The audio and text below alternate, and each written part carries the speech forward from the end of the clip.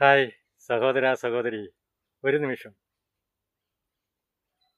ജീവിതത്തിൻ്റെ നെട്ടോട്ടത്തിനിടയിൽ ജീവിക്കാനായി പലവിധ ജോലികൾ ചെയ്ത് വിജയിക്കുകയും പരാജയപ്പെടുകയും ചെയ്യുന്നത് സ്വാഭാവികമാണ്.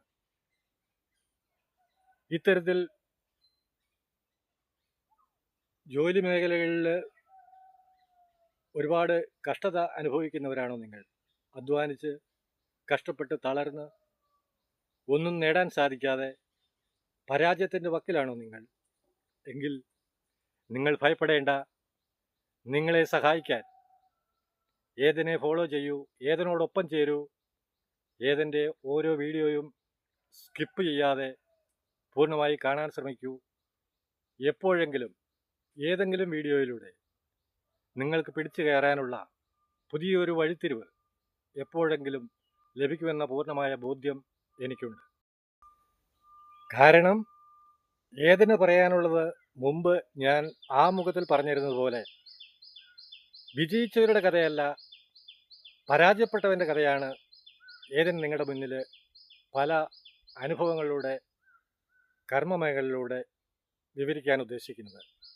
പരാജയത്തിൽ നിന്ന് എങ്ങനെ വിജയത്തിലേക്ക് എത്തിപ്പെടാമെന്നുള്ള നേർക്കാഴ്ചകളുമായി വരുന്നു. അതാണ് ഏതിന് പറയാം. ജീവിതത്തിൽ പല അവസരങ്ങളിലും തളർന്നു പോകുന്നത്, അതിൽ നാം ഉദ്ദേശിക്കുന്ന വിജയം കണ്ടെത്താൻ സാധിക്കാതെ വരുമ്പോൾ പലരും തളർന്നു പോകുന്നുണ്ട്, നിരാശരായി പോകുന്നുണ്ട്, ദുഃഖത്തിലാഴ്ന്നു പോകുന്നുണ്ട്.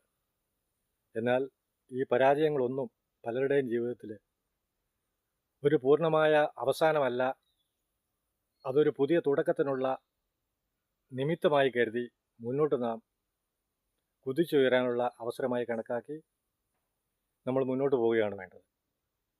എൻ്റെ ജീവിതത്തിലുണ്ടായ പല സംഭവങ്ങളും അനുഭവങ്ങളും എന്നെ അതാണ് പഠിപ്പിച്ചിട്ടുള്ളത്. മദ്യപാനത്തിൻ്റെയും മറ്റു തഴക്കദോഷങ്ങളുടെയും പിന്നാലെ പോയിട്ട് അധ്വാനിച്ചുണ്ടാക്കുന്ന പണം മുഴുവൻ എന്ന് പറയത്തില്ല, ഏറിയ പങ്കും കൂട്ടുകാരോടൊത്ത് മദ്യപിക്കുകയും ചീട്ടുകളി ഇത്യാദി കർമ്മങ്ങളിലൂടെ കടന്നുപോയി ജീവിതം തൻ്റേതായ ഇഷ്ടത്തിന്, എൻ്റെ സ്വാർത്ഥപരമായ താല്പര്യങ്ങൾക്ക് തന്നിഷ്ടപ്രകാരം ജീവിച്ച് ആരോഗ്യവും ഒക്കെ ഉണ്ടായിരുന്ന ആ കാലഘട്ടങ്ങളെല്ലാം നഷ്ടപ്പെടുത്തി. ഇങ്ങനെ വീണ്ടും വിചാരമില്ലാതെ പ്രവർത്തിച്ച് തൻ്റേതായ കാരണത്താലും സാഹചര്യങ്ങൾ കൊണ്ടും ജീവിതത്തിൽ പലരും പരാജയപ്പെട്ടു പോയിട്ടുണ്ട്, ദുഃഖത്തിലാണ്ട് പോയിട്ടുണ്ട്, നിരാശയിലാണ്ട് പോയിട്ടുണ്ട്. പ്രകാരം നിങ്ങൾ ഏതെങ്കിലും തരത്തിലുള്ള ജീവിത പ്രശ്നങ്ങളാൽ തളർന്ന് ദുഃഖത്തിൽ, നിരാശയിൽ ഇനി ജീവിക്കാൻ മറ്റൊരു മാർഗവുമില്ല, എല്ലാം അവസാനിച്ചു എന്ന് കരുതി ഇരിക്കുന്നവരാണോ നിങ്ങൾ? ഒരിക്കലും അങ്ങനെ ചിന്തിക്കരുത്. അതിൽ നിന്ന് പിടിച്ചു കയറാൻ നമുക്ക് ഏതെങ്കിലും ഒരു അവസരം ഉണ്ടാവും.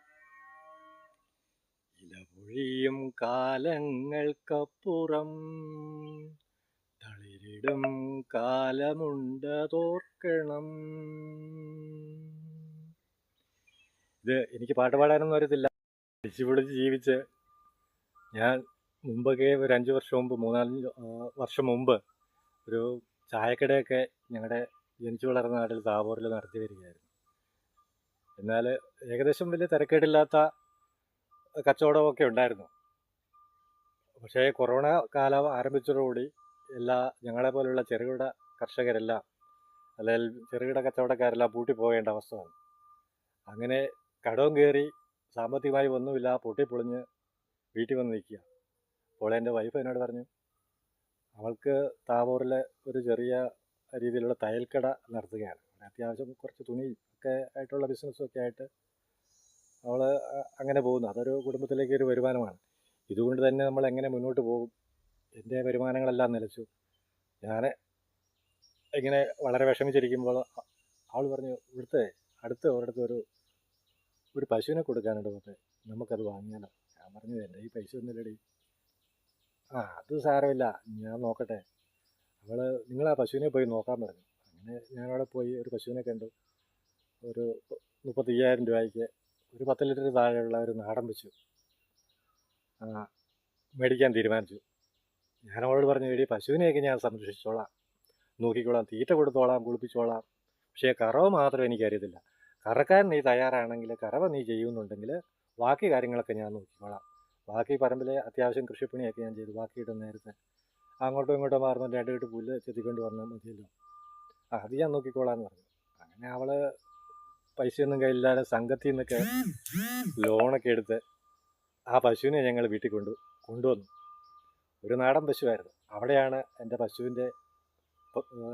പശു വളർത്തലിൻ്റെ ആരംഭം. പിന്നെ അങ്ങോട്ട് ഒരു ചെറിയ ഷെഡൊക്കെ ഉണ്ടാക്കി അവിടെ ഞങ്ങൾ അതിനെ വളർത്തി തുടങ്ങി. അങ്ങനെ കുറച്ച് ദിവസങ്ങൾക്ക് ശേഷം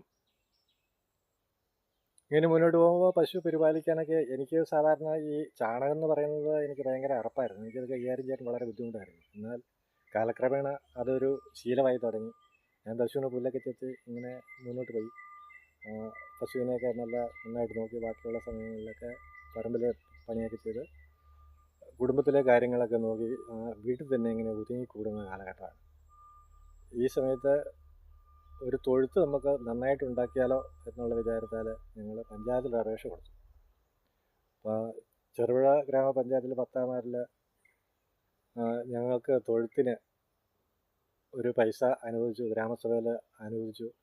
അങ്ങനെ ആ പൈസ കിട്ടുമെന്നുള്ള ബോധ്യത്തിൽ നിങ്ങൾ പണി തുടങ്ങിക്കോ, എത്രയും പെട്ടെന്ന് പൈസ റെഡിയാവുമെന്ന് പറഞ്ഞു.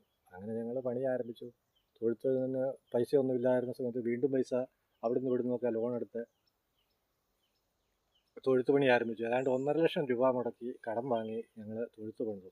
എന്നാൽ നിർഭാഗ്യമെന്ന് പറയട്ടെ, ഈ സർക്കാരിൻ്റെ യാതൊരു ഫണ്ടും, അതായത് ഈ കഴിഞ്ഞ ഭരണസമിതിയിൽ 5 വർഷത്തിന് മുമ്പ് അനുവദിച്ച പൈസയിൽ എന്താണ് ഈ ചെറിയൊരു തുക, അതായത് തൊഴിലുറപ്പ് പദ്ധതിയിൽ ഉൾപ്പെടുത്തിക്കൊണ്ട് തൊഴിലാളികൾക്കുള്ള ആ പണം ചെറിയൊരു 10,000 രൂപയ്ക്ക് താഴെ ഒരു പൈസ ഞങ്ങൾക്ക് അനുവദിച്ച് കിട്ടി. ബാക്കി സർക്കാരിൻ്റെ കാര്യങ്ങളൊക്കെ ഇങ്ങനെയാണ്.